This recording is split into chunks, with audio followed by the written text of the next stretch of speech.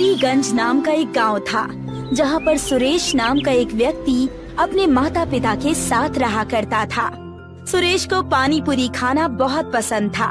सुरेश और गांव के काफी लोगों को दूसरे गांव जाना पड़ता था। माँ, थोड़े पैसे मिल सकते हैं? मुझे पानी पूरी खाने जाना है। नहीं, बिल्कुल भी पैसे नहीं मिलेंगे। 20 रुपए के पानी पूरी के लिए 40 रुपए खर्च करके पानी पूरी खाने जाते हो तुम। माँ, अब क्या कर सकते हैं? हमारे गांव में पानी पूरी वाला तो है ही नहीं। इस गांव में बड़े पहाड़ को छोड़कर और कुछ नहीं है। जब सुरेश अपनी माँ से ये बात कर ही रहा होता है, उतने में ही सुरेश के पिता वहाँ आ जाते हैं। बेटा, तुम जब देखो तब सिर्फ पानी पूरी खाने की ही बातें करते रहते हो। ये सब छोड़कर कोई काम धंधा क्यों नहीं ढूंढ लेते? मेरे हाथ खेती कर कर के घिस चुके हैं। हाँ पिताजी, मैं काम ढूंढ लूंगा। जब देखो तब आप मुझे ताना देते रहते हैं। अच्छा छोड़िए, थोड़े पैसे दे दीजिए। पानी पूरी खाने दूसरे गांव सुभाष नगर जाना है। बेटा, तुम कब सुधरोगे? सुरेश के पिताजी सुरेश को पानी पूरी खाने के लिए 50 रुपए देते हैं और सुरेश गांव के बड़े से पेड़ के नीचे जाकर अपने दोस्त रोहन का इंतजार करने लगता है। रोहन थोड़ी ही देर में वहां पहुंच जाता है। क्या हुआ? तुम इतने चिंता में क्यों लग रहे हो? अभी क्या बताऊं रोहन, माँ और पिताजी दोनों ही काम ढूंढने के लिए दबाव बना रहे हैं। मैं काम तो करना चाहता हूँ, मगर कोई काम मिले तब ना। बात तो सही कह रहे हो। अब मुझे ही देख लो, मैं कब से काम ढूंढ रहा हूँ, मगर मुझे अब तक कोई काम नहीं मिला। खैर छोड़ो, जल्दी चलो, नहीं तो सुभाष नगर जाने वाली बस छूट जाएगी। हाँ, चलो। सुरेश और रोहन दोनों ही पानी पूरी खाने के लिए निकल जाते हैं और दूसरी ओर गांव का लालची जमींदार लखन अपने कामगार गुल्लू को अपने पास बुलाता है। बताइए, क्या काम आ गया मालिक? मैं कोई नया व्यापार करना चाहता हूँ। बताओ, इस गांव में लोगों के पास ऐसा क्या नहीं है जो मैं इन्हें दे सकूं और थोड़े पैसे ऐड सकूं? वैसे तो मुझे कुछ ऐसा पता नहीं मालिक, मगर गांव के काफी लोग पानी पूरी खाने दूसरे गांव जाते हैं, क्योंकि इस गांव में कोई पानी पूरी बेचता ही नहीं है। सिर्फ पानी पूरी खाने के लिए दूसरे गांव जाते हैं? अब आएगा मजा। जाओ गुल्लू, और पानी पूरी का ठेला तैयार करो और पानी पूरी बेचना शुरू कर दो। और हाँ, ध्यान रहे, पानी पूरी 50 रुपए के नीचे मत बेचना। समझ आई बात? मगर पानी पूरी तो दूसरे गांव में 20 रुपए की मिलती है मालिक। हाँ, मगर हम 50 में ही बेचेंगे। अब ज्यादा सवाल मत पूछो और जाओ, जाकर तैयारी करो। गुल्लू पानी पूरी बेचने की तैयारी में लग जाता है। सुरेश और रोहन पानी पूरी खाकर अपने गांव लौट आते हैं। मुझे विश्वास नहीं होता कि हम सिर्फ पानी पूरी खाने के लिए इतनी दूर जाते हैं, मगर पानी पूरी खाकर सारी थकान एक बार में निकल जाती है। बात तो तुम सही कह रहे हो। काश हमारे गांव में भी एक पानी पूरी की दुकान होती तो हमें इतना दूर जाना नहीं पड़ता। सुरेश और रोहन दोनों ही अपने अपने घर चले जाते हैं और गुल्लू जमींदार की पानी पूरी के ठेले का पूरा इंतजाम कर लेता है। अगला दिन होता है और रोहन और सुरेश एक बार फिर से उसी पेड़ के नीचे मिलते हैं। और रोहन, चल फिर से पानी पूरी खाने चलते हैं। हाँ हाँ चलो, नेकी और पूछ पूछ। जैसे ही वो दोनों पानी पूरी खाने जा रहे होते हैं, उन्हें एक ठेले के पास बहुत सारी भीड़ नजर आती है। अरे, यहाँ इतनी भीड़ क्यों है? चलो जाकर देखते हैं। सुरेश और रोहन भीड़ की वजह से देखने जाते हैं। जैसे ही वो दोनों वहाँ पहुँचते हैं, उन्हें वहाँ पर गुल्लू पानी पूरी बेचते हुए दिखाई देता है। अरे वाह, ऐसा लगता है ऊपर वाले ने हमारी सुन ली। सही कह रहे हो। रोहन गुल्लू से पानी पूरी का भाव पूछता है और दोनों ही पानी पूरी का भाव सुनकर हक्का बक्का रह जाते हैं।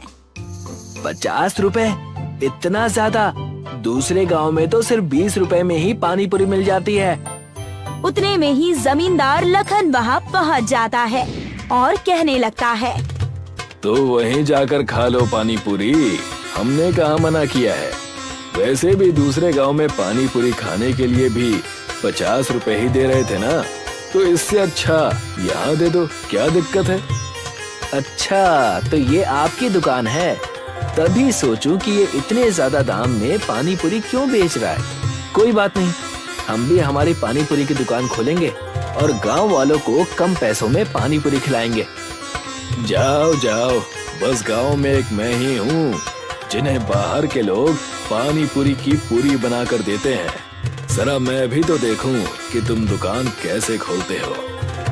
सुरेश और रोहन दोनों ही वहाँ से निकल जाते हैं और सोचने लगते हैं कि वो कैसे पानी पूरी की दुकान के लिए पूरी ढूंढ सके। तुमने जोश जोश में कह तो दिया, मगर हम पूरी का जुगाड़ करेंगे कैसे?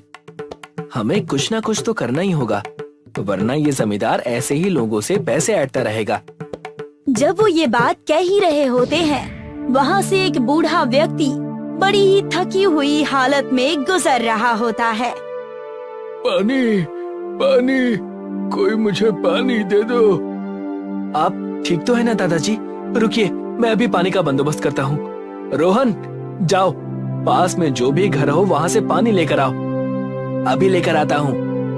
रोहन भागकर जाकर पास वाले घर से पानी लेकर आता है और उस बूढ़े व्यक्ति को पानी पीने के लिए देता है और उनसे पूछता है कि वो इतने थक हार कर कहाँ से आ रहे हैं। बेटा, मैं गांव के पहाड़ की चोटी चढ़कर आ रहा हूँ। वहाँ पर खास तरह की जड़ी बूटियाँ और खेत में बोने वाले बीज हैं। अगर आज तुम दोनों मुझे पानी ना पिलाते तो शायद आज मैं जिंदा ना बचता।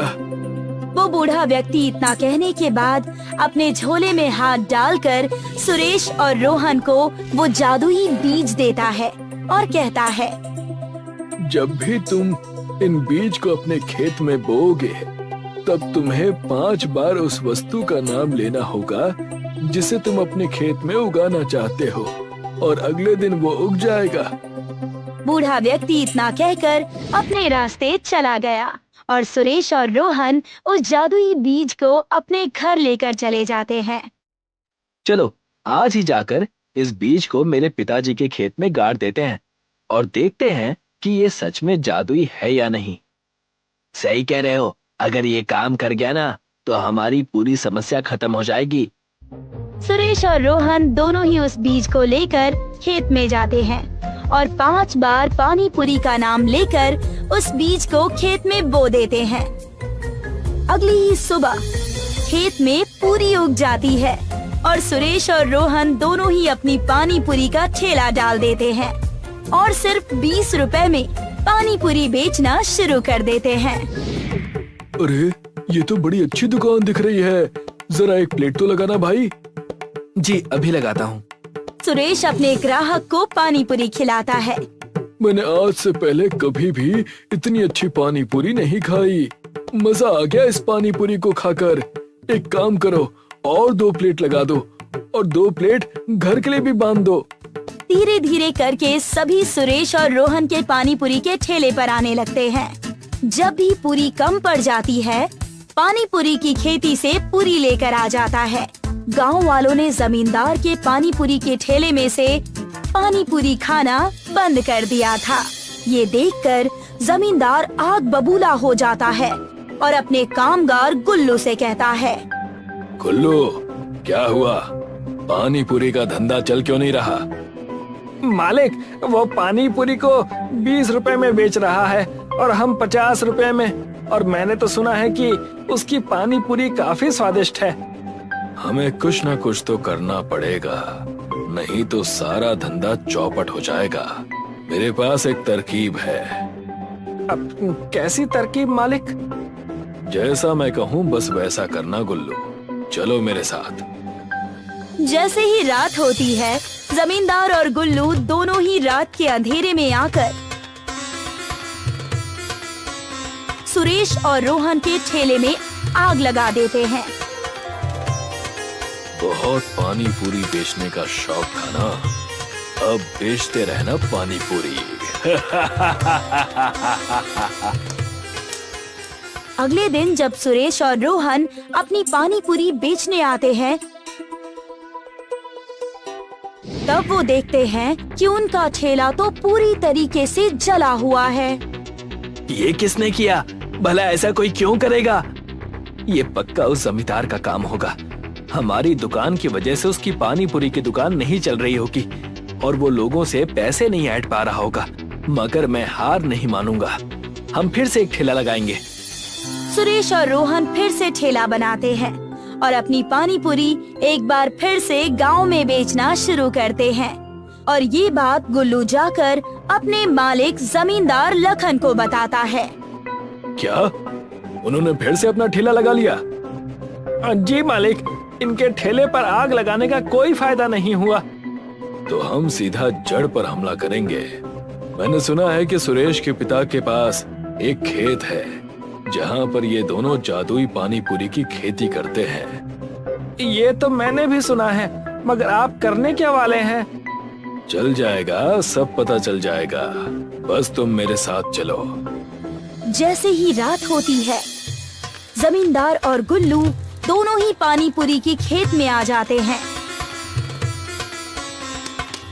तो ये है इनकी पानी पूरी की पूरी का राज। आज सब खत्म कर दूंगा। ना रहेगा बांस और ना बचेगी बांसुरी।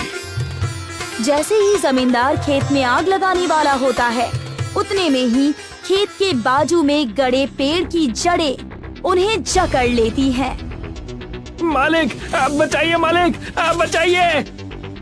अरे मैं खुद जकड़ा गया हूँ। पूरी रात जमींदार और गुल्लू फंसे होते हैं।